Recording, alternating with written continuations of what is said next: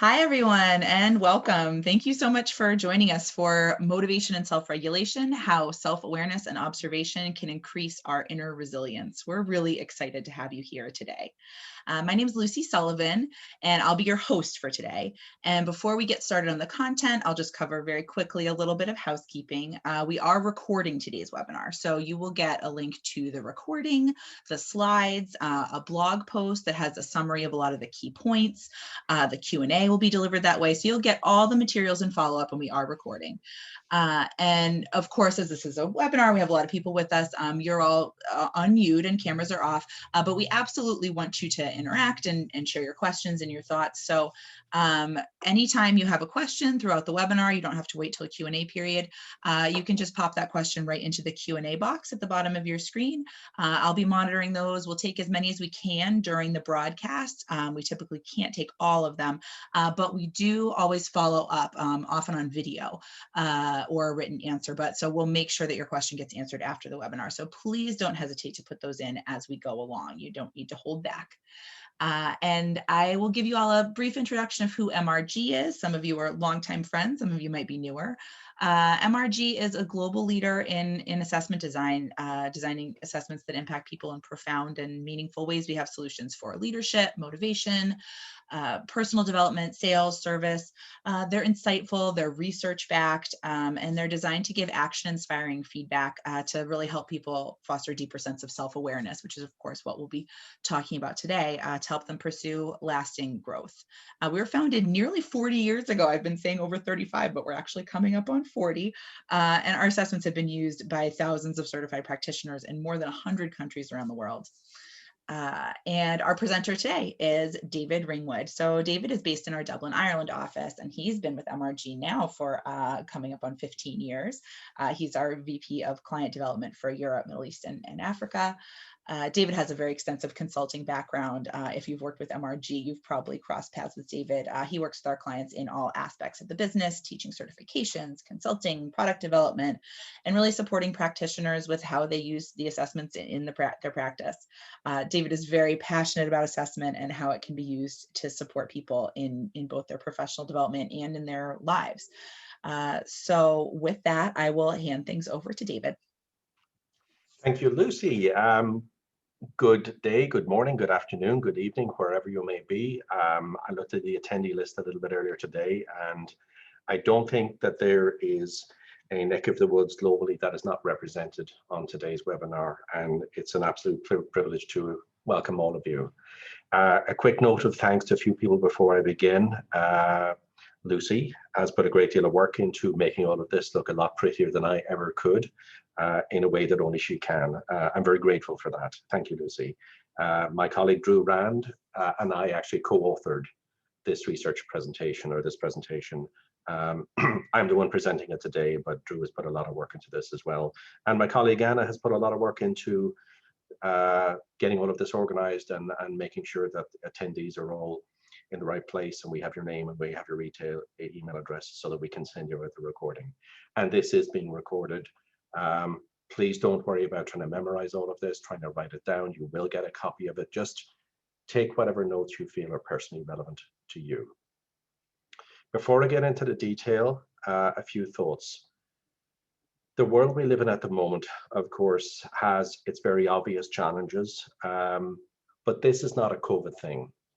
Self-regulation, I can think about the way I lived my life as a young adult, as an emerging professional, and in all of the journeys I've had since all of then, this is being an ongoing topic.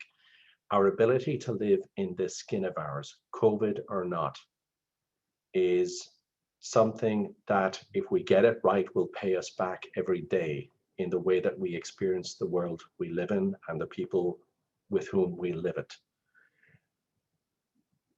This matters for that reason. So I will be talking about this, not ignoring the world we live in, but rising above the world we live in, because there is longevity in all of this.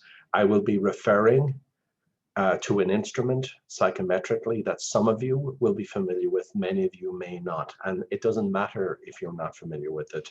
I'm going to keep this at a high level today anyway. And if you do have an interest in finding out a little bit more, you can reach out to us if that feels relevant to you. But we're looking at a tool called the IDI, the Individual Directions Inventory. I will refer to it as the IDI hereafter. And it looks at 17 underlying motivational characteristics. The things that we find personally fulfilling and rewarding and relevant, the things that give us energy, that gravitationally pull us towards certain things and perhaps less so towards others. Understanding the characteristics of that, I think, is an important part when it comes to self-regulation, because these factors may influence us more than we think. And it does lend us towards certain types of dispositions and predispositions. The thing about these drivers, these motivational characteristics, is that they emerge in the formative years. The first 10 to 12 can be particularly important. All of the influences that have touched us in that time, the parental the parental style, the size of the family, the cultural and societal context in which we emerge, all of these factors will begin to shape in those formative years some of these motivational characteristics. They're not arbitrary. They come from somewhere. And some people are very in touch with all of that, less so others. So there can be a significant discovery. We may recognize our behaviors because our behaviors are observable. They are tangible. They are concrete. It is what we literally do. Why we do what we do. Some people can be very attuned to that, others less so. When people look at their scores in instruments such as this, and when we begin to talk about it, and the narrative is a very important part, sometimes you get a few surprises. And the surprises tend to be not so much in the fact, but more in the extremity. I recognize this. I'm just surprised it's that high or it's that low. This is the norm referencing effect. It's very hard to understand for any of us where we are motivationally compared to others, when the only thing we can observe about other people, of course, are their behaviors. So there can be significant discovery in all of this. Any of you listening to my voice now may be motivated in certain ways, but relative to others, you may have less perspective around all of that. When we get to the topic of bias, you will begin to understand some of the implication of that. So the instrument uses norm referencing. It is where you are motivationally compared to most other people and measured in percentiles. There's also what we call the normalization. All of us normalize our own condition. We've only ever lived in this skin of ours. All of us walk in the room with mindsets and expectations and assumptions and ways of estimating things. And we don't even know we're doing it because that's all we've ever done. I've joked with my colleagues, but many a true word is said in jest. I didn't realize how pathologically ambitious I was until someone measured me. How would I know? For me, it's normal. I've only ever lived in this skin of mine. I have no objective way of knowing how I compare at this level relative to others. So it was a heck of a surprise for me. Maybe not in the fact, but in the degree. And that was extremely helpful because now things began to make sense. Now it explained a great deal about how I experience and why I experience the world in certain ways. And this is something I'm going to touch on a little bit later with a specific example. Motivation can conflict with itself, or it certainly can create tensions. We may assume motivation is all good. Isn't this what you find exciting and rewarding and personally fulfilling? Sure it is. What if drivers say different things at the same time, which is not unusual, by the way. Most of us will have at least one or two areas where we have these kind of internal mixed feelings or mixed signals going on. And that can give rise to a lot of anxiety or stress or dilemmas and that are worth understanding in the interest of regulating ourselves better. So these predispositions can occur. They bring this natural inclination to think in certain ways, to react in a certain style, to conjure up certain categories of emotions, to lead us towards certain types of behaviors, and so on. And understanding them is a very important thing. We're going to finish on this point. But one of the first principles in psychology is you cannot control what you don't understand. Once we have this degree of personal insight, and in a more objective and much more complete way, that helps us to make far better choices. That helps us to observe ourselves much more completely. And it helps us to understand why we do things in a certain way. So the tool can help us to contribute to all of that, but it is only a basis for the conversation. It is a forum to explore, to understand, and to discover, and it can be very, very helpful because all of us are very unique. And remember, we're measuring characteristics which are not necessarily observable. No one will know this about you. Even ourselves, we may not fully understand these things about ourselves. And, you know, we can talk about gender differences and cultural differences and generational differences, and they are there. And we got lots of research on that as well. To Lucy's point, we've got very nearly 40 years of research. But every person is unique. How's that for diversity? So there is something about the uniqueness and to getting to the truth of the individual, which otherwise can be very difficult. And it does explain quite a lot, the way I think, how I am drawn towards certain decisions, the behavioral patterns. Some behaviors will be much easier to access. Gravity will pull you there because you enjoy them, because they are authentic to you. And similarly, others will be far harder to access because there's nothing in it for you. And the emotional consequences in all of this. The awareness about this is one of the biggest single factors. It does go towards the principle of not being able to control, or more challenging rather, to control what we don't understand if we don't have personal insights. So in that interest, let's look at one example. Let's just take an example of people who are motivated to help others. Some people really enjoy doing things in service of others. They find it personally fulfilling. They may have a strong sense of emotional responsibility towards other people. They may have this natural inclination to generate a degree of emotional closeness, to want to protect people, to want to support them. Sounds great, doesn't it? There are disadvantages in equal measure. And if we don't see this coming, it can explain a lot of the price that we pay for all of this emotional closeness. And it can be harder to say no. It can be harder to say no to people who need our help or who want our help. And if we do, it makes it more likely that we may not feel good about ourselves because we are denying ourselves something that we enjoy. We are not fulfilling this notion in our head that it's our job to make sure that other people are okay. And I'm going to get to some of the biases around this very, very shortly. So that's one example of a predisposition. There are many, many others. I've just got one example to add to that, which is there is the motivation around getting respect and recognition from people. For some people, what other people think about them really matters. Other people are more indifferent.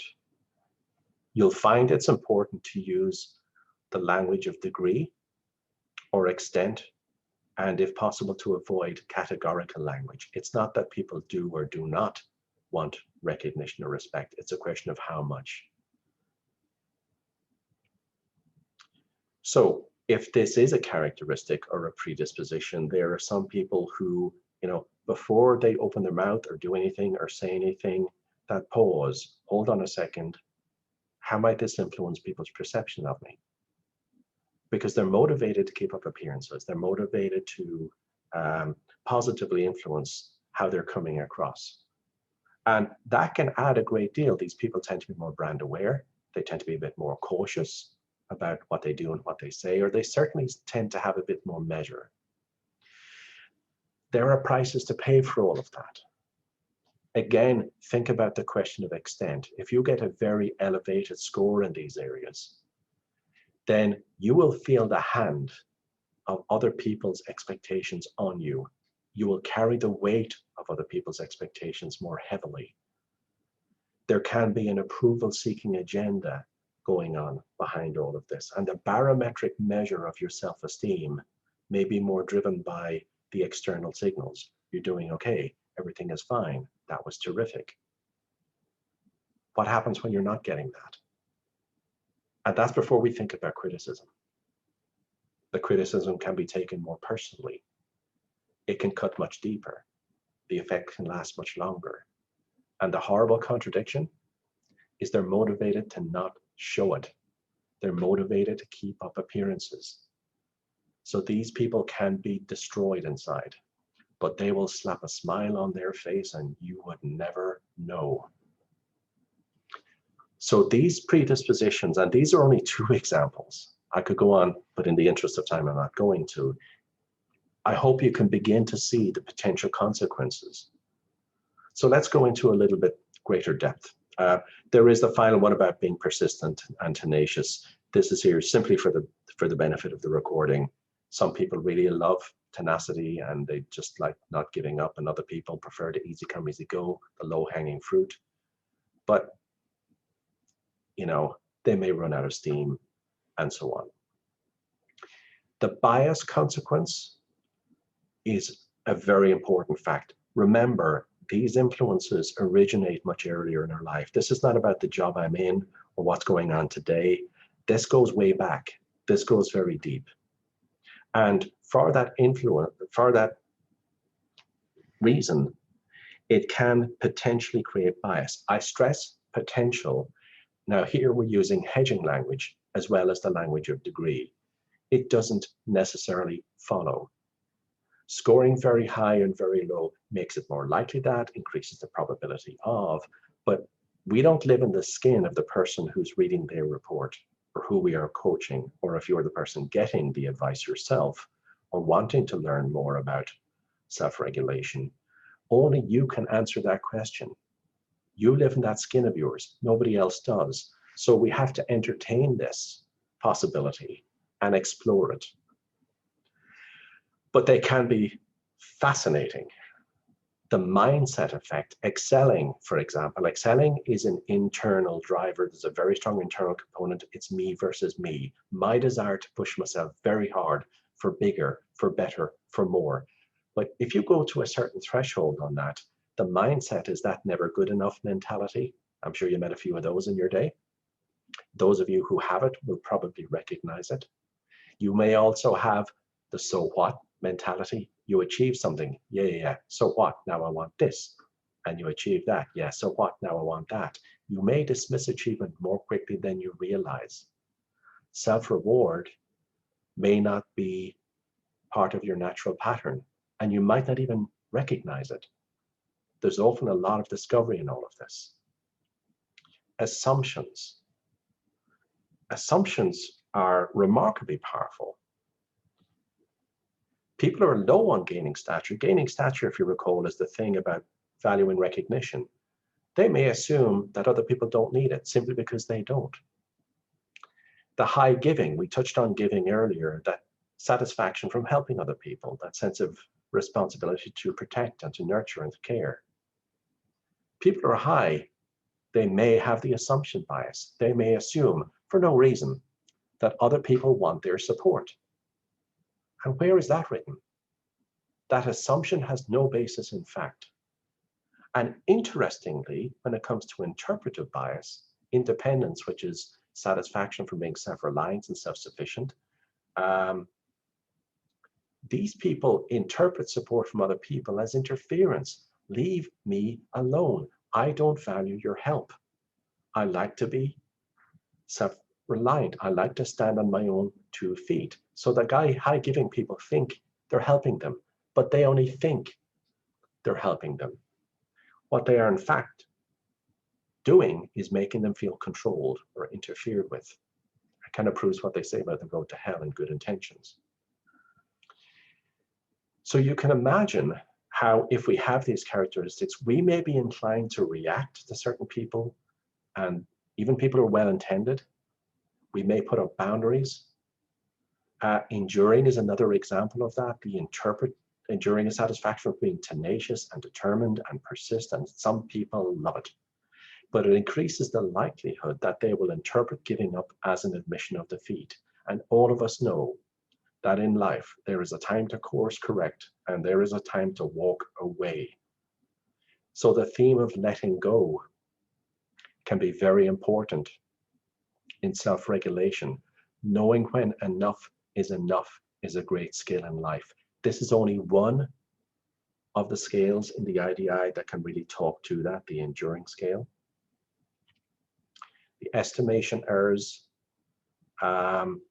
we underestimate or overestimate other people's needs or sensitivities. It may not even occur to us. And we certainly may under or overestimate the emotional consequence on other people. And similarly, they may over or underestimate the consequence on us, because these are aspects of us that they cannot necessarily observe. They can only observe our behavior.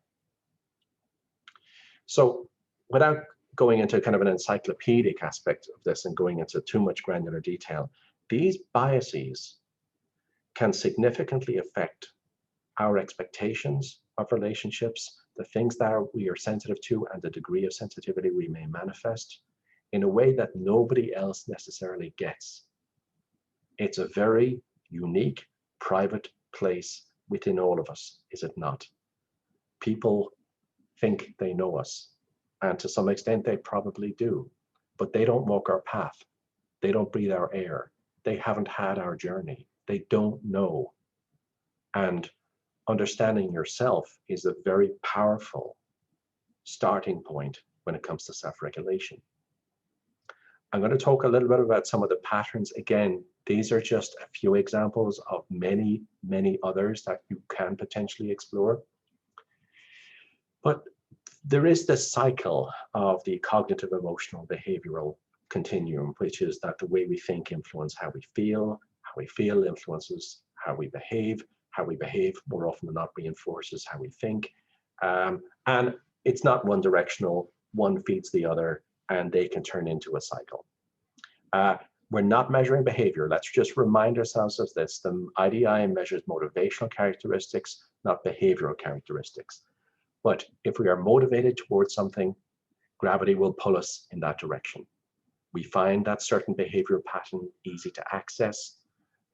We find it harder to not do it because it's so enjoyable for us. So it makes sense that there is some gravitational pull in some behavioral directions more than others.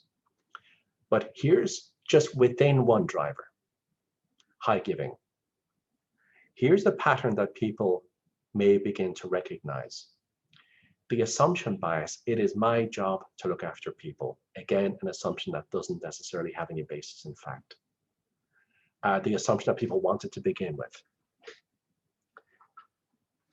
So I feel valuable when I'm helping other people, but I feel selfish when I'm not. The upside and downside we talk. But if gravity pulls me towards helping people and then I begin to do it, you know what? Sooner or later, they kind of get used to it. Then they begin to expect it. Then they begin to take it for granted. And as much as I'm motivated to do it, I'm kind of getting a bit tired of people using me. And I'm getting a bit tired of myself because I'm the one who's put myself in this place. I'm the one who's invited all of this. But if I don't do it, I feel guilty. I feel selfish. And if I don't do it with people who have gotten used to it and now who expect it and take it for granted, suddenly I'm the bad person because you're not helping me anymore. Again, it proves what they say about the road to hell and good intentions. So we get ourselves into these patterns. Gravity will pull us towards certain behaviors because they're rewarding. But we can find ourselves in these places where we take on not only the responsibility, but the emotional price and the emotional consequence, the burden of other people's pain and needs. There can be a very interesting but often unintended self-deprecating thing about this, which is when you think about it, the more we put other people's needs first, the more we might inadvertently put our needs second, often not intentionally or consciously, but you could see where that can go in terms of self-regulation and a sense of self-worth. These are things that are worth reflecting upon and making better choices about. But we can only do that if we see it coming. And it's hard to not do this if the high giving driver is there, because the degree of responsibility we feel towards others is a powerful one. So the second, so this is just within one driver. Think about what happens between drivers. Because I mentioned earlier about the fact that these drivers, they don't necessarily dance well together. You can potentially get some interesting tensions or conflicts. And here's an example. High excelling and high stability. So for those of you who are less familiar with the instrument, excelling is that desire to push ourselves very hard for bigger, for better, for more. That constant desire to reach out and to achieve. The deferred gratification. I'll be happy when I get there. No, you won't. You'll get there and it won't be good enough. Now I want that. It's all mañana. Stability is a very different driver. Stability is satisfaction from a world that is predictable. High stability people don't like surprises. They like to know what's around the corner. What happens when these coexist in an individual, which is not unusual? It's not unlikely. And this is one example of a combination. There are many others I can give you, but in the interest of time, I can't. So what are the signals internally that these combinations give us? The excelling says go, bigger, better, more, never good enough. At the same time, the stability says, hold on a second, leave it alone, stick to what you know, don't take risk. Now that's interesting. So there's a part of me wants to reach out and push myself. There's another part of me wants to stick to the devil I know. You get this potential for dilemma-based thinking and a real fear factor going on. If I entertain the excelling thing and I reach out for bigger and better and more, stability kicks in. Hold on a second, leave it alone, don't do this, you're going to fail. And high excelling people don't do failure, by the way. Stick to what you know. If I stick to what I know, I'm frustrating the excelling. This isn't good enough. I want more than this. This is, I want bigger and better and more. Will I, won't I? Will I, won't I? Now, with a massive desire for achievement, comes an elevated fear of failure. Delightful. So we get this will I, won't I? This is the dilemma-based thinking. I want significant achievement, but I want significant achievement with very little risk involved, because that's easy, isn't it? And I could give you many other examples. These are the factors that sit within us. And we live in this place. These are factors which, other people may not understand what's going on inside of us. They're often things we haven't quite put our own finger on. But now that we have, it begins to make sense. And we get towards that place of, okay, so what do we do? How do you regulate for all of that? I'm going to pause for a moment because we're halfway through and just check in with Lucy. Any burning questions you want me to get to in a moment? Sure, just a couple. One clarification. Can you talk a little bit about what that breakdown is of how you've talked about high, medium, low scores? Can you say exactly kind of what ranges those would be? Well, the instrument itself is norm referenced and it measures in 5 percentile increments, which again is much more satisfying than, let's say, a 1 to 5 scale, where much of the scales are going to be a 3 or a 4. So at 5 percentile increments between 5 and 99, you can be measured. So you could be a 35, you could be a 10, you could be an 85, you could be a 70, and so on. It's very, very specific. When I talk about high, we're probably talking about sort of 70 plus. When I'm talking about low, I'm talking about 30 and below. The mid-range will sit between the two of those. Those are kind of arbitrary distinctions, I have to say. But often in the interest of just keeping it practical and not getting too nerdy about it, the difference between a 70 and an 80 is probably not that significant. So that's really what I'm talking about in that norm reference scale. Great. And a question, going back to the example you were looking at of high gaining stature, Yeah. And what what biases that might lead to. Would that also include things like social status and financial rewards? Is that the kind of recognition that you'd be talking about in that case? That's a very reasonable question. I have found in the coaching conversation that it's helpful to look at two dynamics. One of them is, to your question, Lucy, what type of recognition matters to you? Because we don't measure that. Only the person can describe what feels most relevant to them. And often they've never really thought about it, so it's actually very helpful. So question number one in the coaching space is, what type of recognition matters more than others? And question number two often resonates powerfully as well, which is the constituency. Whose opinion of you matters more than others? That's often a really big deal for people. And again, they've never really put their finger on it. So the insight and the discovery, and frankly, the reactions of people when they begin to think along those lines, they're really getting to the core of the question. So that's what I tend to do in discerning and getting to the full answer to that question. Mm-hmm. And one question that we get often when we talk IDI, would you say the results are stable over time, or should the IDI be repeated every few years? And then the same asker wanted to know, we also get this one a lot, can the IDI be used with college students? Yes, they can be used in college students. In fact, I'm noodling around the idea of doing IDI webinar with the strong interest inventory, which is normally a tool that's used in a kind of college level when we think about what career we want to get on. I think yes, they've had less life experience. They haven't been around the block a couple of billion times as you have when you're in your 40s or 50s.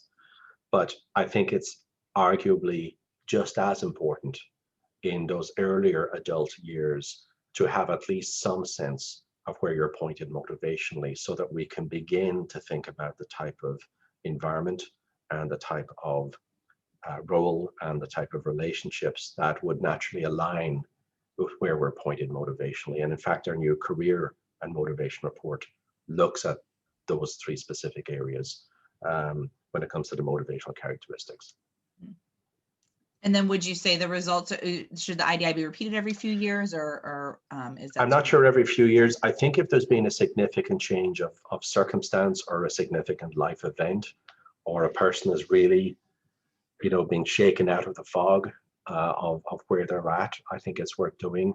Other than that, it's hard to arbitrarily choose an interval. But I think certainly every 5 years, maybe worth checking in on to see how things are evolving, or what do I find rewarding today, not 20 years ago. But I don't think there's a point using every year, unless there's a very, very good reason to, and that would be very exceptional. Yeah, I know from my experience, when I became a parent, mine shifted quite a bit, but since then I've taken it a few times and not big shifts since then. So yeah, those major life events, I think. And the same for me, Lucy. I remember my father pointing out also that the first 30 years will be the hardest. Yeah. A delightful thing at the time, so. All right, 4 down. Yeah, he may have had a point. So. All right, I think that's everything for now, but folks, do keep questions coming as David goes on, and we can certainly answer them on the broadcast or afterwards. So great. Okay.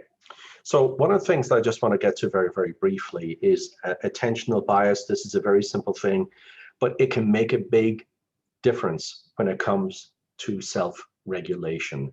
It is what's known as the von Restorff effect, if any of you are familiar with it, and if you're not, it sounds impressive. It's a very simple principle.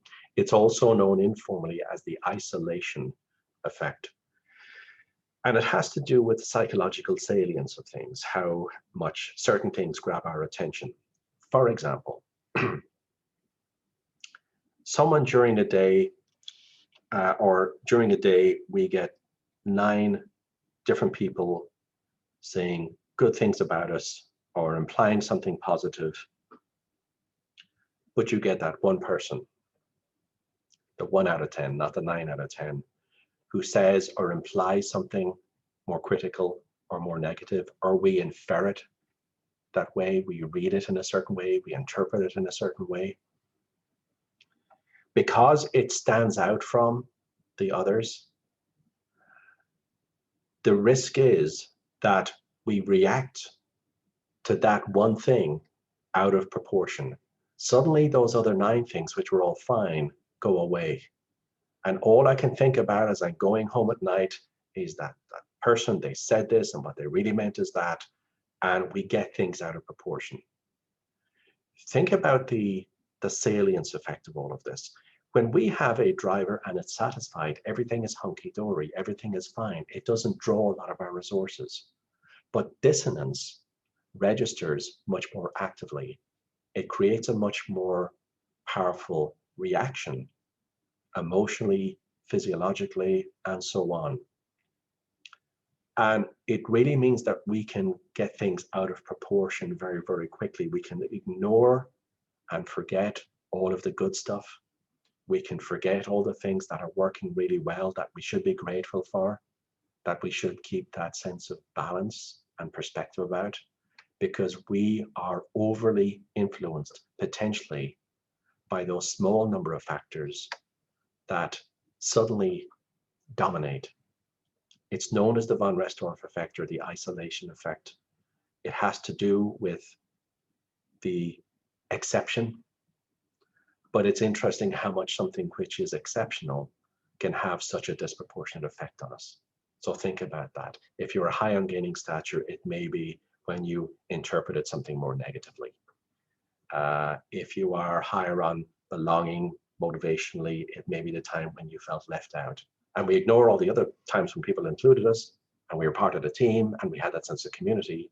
But that one time, I really didn't feel part of it, really bothered me. It really shut me up, made me feel bad about myself. And I could give you many examples. It's a very interesting phenomenon.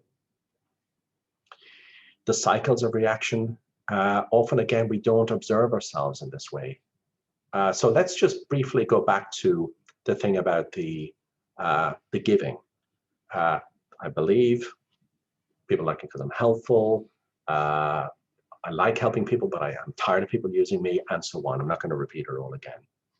But think about the way that we can react to that. And there is times when we just get things out of proportion. The von Restorff effect may be part of all of that. Do we understand the shape of our reaction curve? How much do we react in a way that's rational, objective, evidence-based?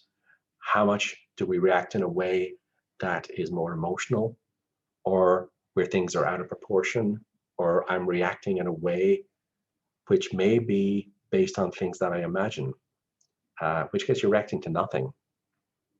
And the predispositions, the motivational biases, etc., can really have a significant factor in all of this. So the cycles of reaction can be interesting to look at, because again, we may not have observed ourselves in these terms. Some people have a very strong initial reaction, but it goes away very, very quickly. Those of you who have already studied music will know the shape of sound waves, and there's some interesting analogies around all of this. Other people, more moderate, they don't make such a big deal about things, but they hold on to it for a long time. Letting go is often the challenge for that person. Some of these dispositions that we can measure will begin to give us some initial clues about the shape of these things, the longevity of these things, the extremity of these things. That can be helpful, because then you can recognize when it's happening again. Here I am, I'm back in this place. Am I going to entertain all of this? Am I going to continue doing it? Or am I going to recognize the things that nature is pushing me in this direction, but I actually have choices now. I can't control everything that happens to me, but I can begin to make better choices about the nature of my reaction to it. It's that moment of lucidity, which is worth any amount of money. We have a quick question for you. Lucy, do you want to tee this one up? Sure, let me get that started. Everyone should be able to see it now. Just this one is a personal reflection in your own life. What percentage of stress and anxiety during your life would you say has been largely self-inflicted? More than 90%, 75 to 90, 50 to 75, or less than half? And we'll give everyone just a moment or two to respond. Something we don't often think about, I think, quite in these terms.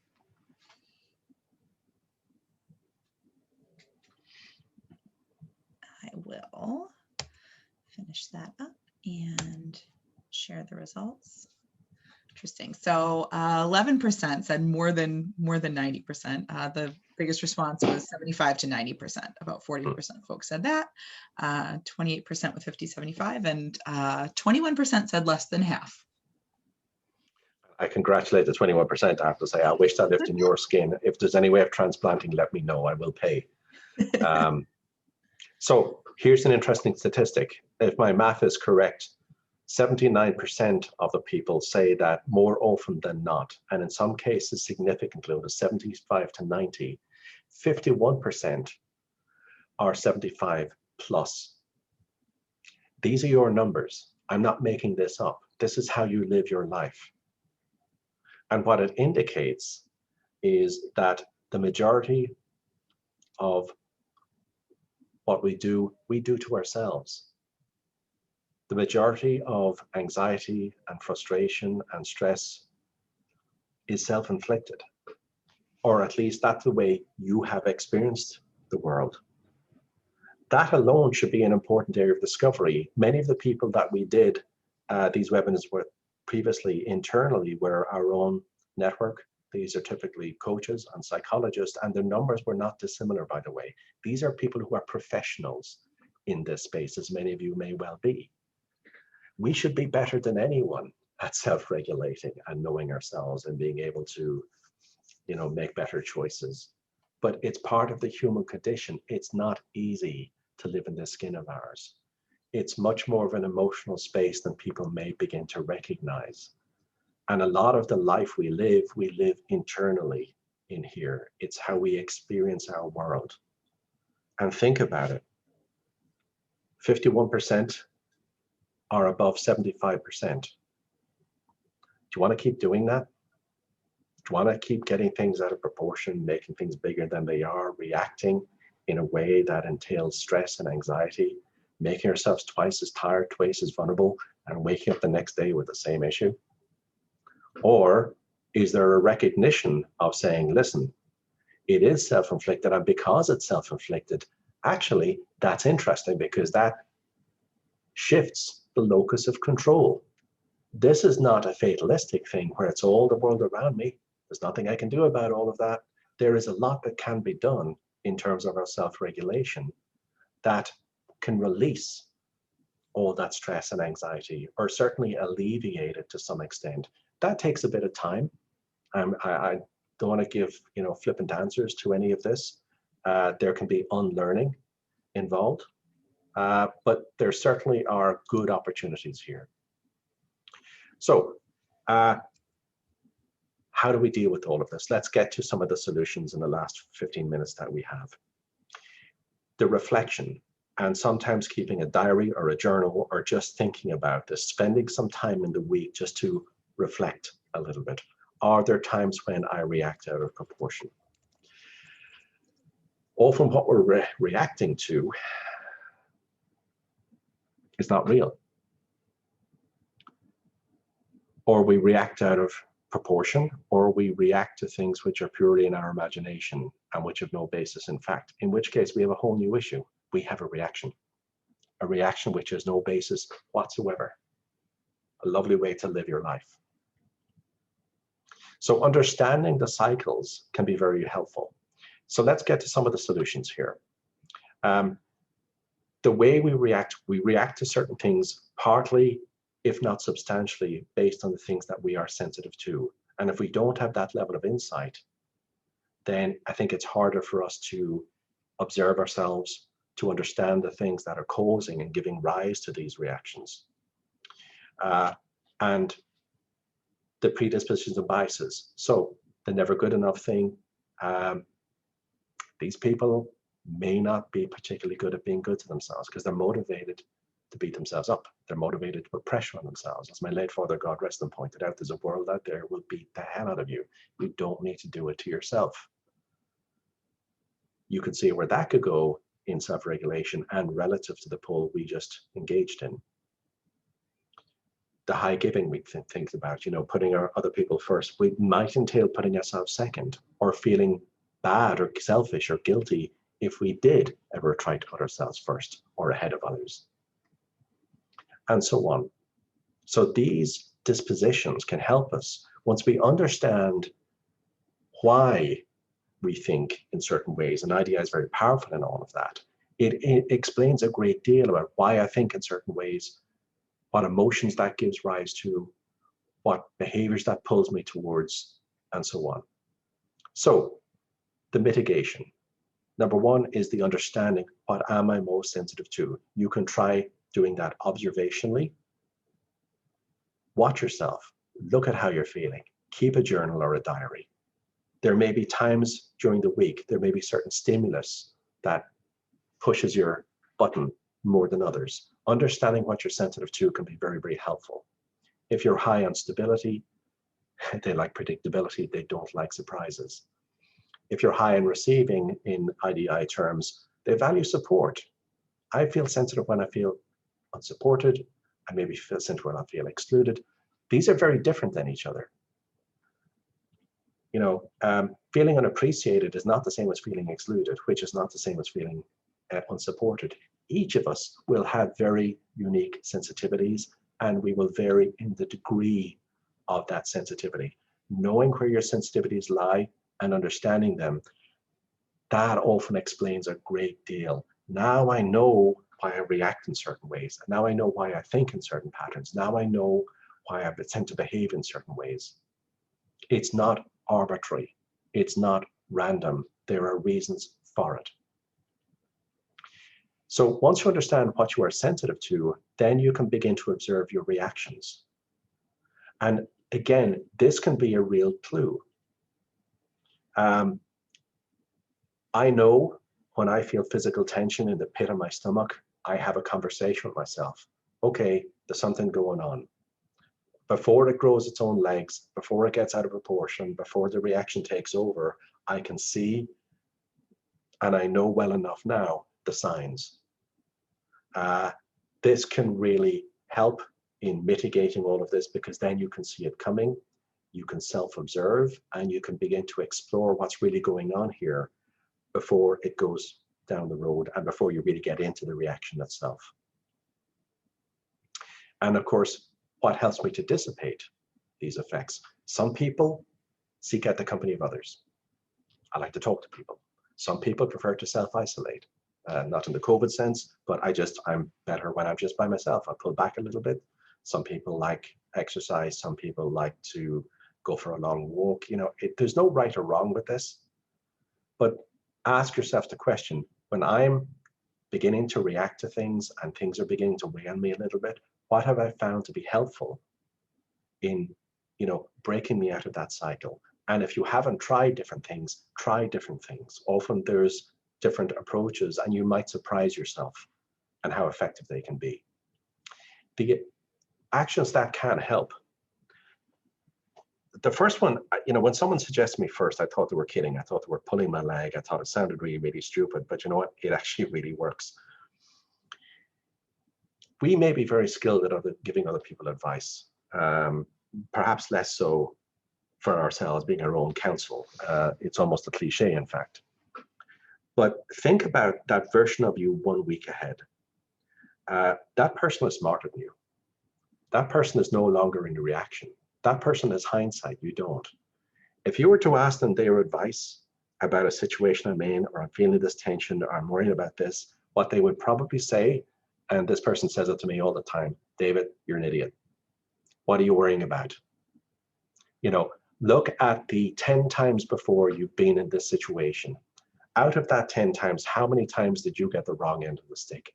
How many times did you make things bigger than they needed to be? How many times was this a storm in a teacup? And they're right. It just gives me some way and some point of view to access that helps me to put things back in their box. And you know what? It does work. It works exceptionally well. It takes a bit of time to get there. It's harder to do if you're in the middle of a reaction, if you're too far down that road. But I am far better now at talking myself out of a crisis compared to most of my adult life when I was magnificent at talking myself into. And that's not constructive.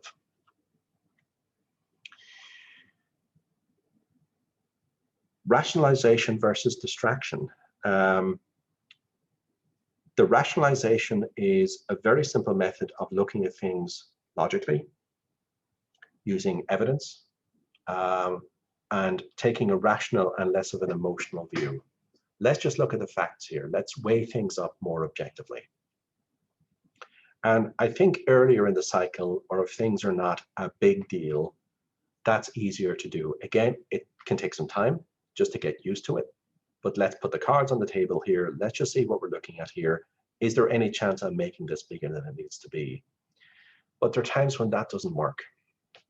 There are times when, and I'm sure all of us have been in this place where, you know, we're really upset about something or something happened and we just can't. I had someone recently said, I go home and I can't even taste the food I'm eating because it's bothering me that much. Rationalization doesn't work in those scenarios. Distraction might. Do something sufficiently immersive and something enjoyable to take your mind off of it. And often what happens then is then you can look back once you're over the hump of the emotional space and you have the discipline to intentionally not think about things, not entertain those more dissonant emotions. Let them go until you are in a place where you can deal with them more constructively, more effectively, and more rationally. That's when rationalization begins to work again. I had someone recently had a series of comedies that he used to watch. He couldn't sleep, 3 o'clock in the morning, looking at the ceiling, winding himself up, letting his mind run at 1,000,000 miles an hour. I'm sure we've all been there at some point. Not doing that anymore. Get up, watch this comedy, have a good old belly laugh. It really appealed to him, kind of eclectic humor. 30 minutes later, after the episode of the comedy, 4:30 in the morning, he's there thinking, what the hell am I doing? You know, this is ridiculous. I'm getting things out of proportion. I'm being silly. I need to go get some sleep, and found it easier. And over time, actually relatively quickly, got far better at arresting that cycle of the cogitation and the emoting that he used to do, and got very good discipline at knowing when to distract himself and knowing when it was the right space to stop and think about things. And the lessons of the past is an important part of all of this. Think about it. How many times have we got things wrong? How many times did we make assumptions? How many times did we, when we look back, out of 10, was I either wrong or did I get things out of proportion? And is there any possibility I'm doing it again? That moment when we're beginning to react and we can see it and we can feel it, the internal narrative that can come with all of this can be very powerful. And one of the final things I'll point out is the longer term effects of these predispositions in the context of self-regulation, recognizing that they go back to our formative years. They do evolve slowly over time. What we find rewarding in our 40s and 50s compared to our 20s, in likelihood, there will be some differences. Life teaches us, does it not? But as we chart our lifeline, which is a common tool in coaching and counseling and career advice, think about the influence these things have had on us that we may not have recognized. The excelling, I've spent my whole life pushing myself for bigger, for better, for more, but I'm not happy where I am because it's not where I want to be. But even if I get there, it's never good enough. Do you want to spend your whole life doing that? Not enjoying the moment, doing things because they're a means to an end, not doing things necessarily for the sake of immediate gratification. But, you know, I heard someone recently, you know, talking about excelling, and what he said was, he said, look, did you ever see a dog chasing a car? I said, yeah. He said, did you ever wonder what the dog would do if it actually caught it? It's a pursuit for its own sake.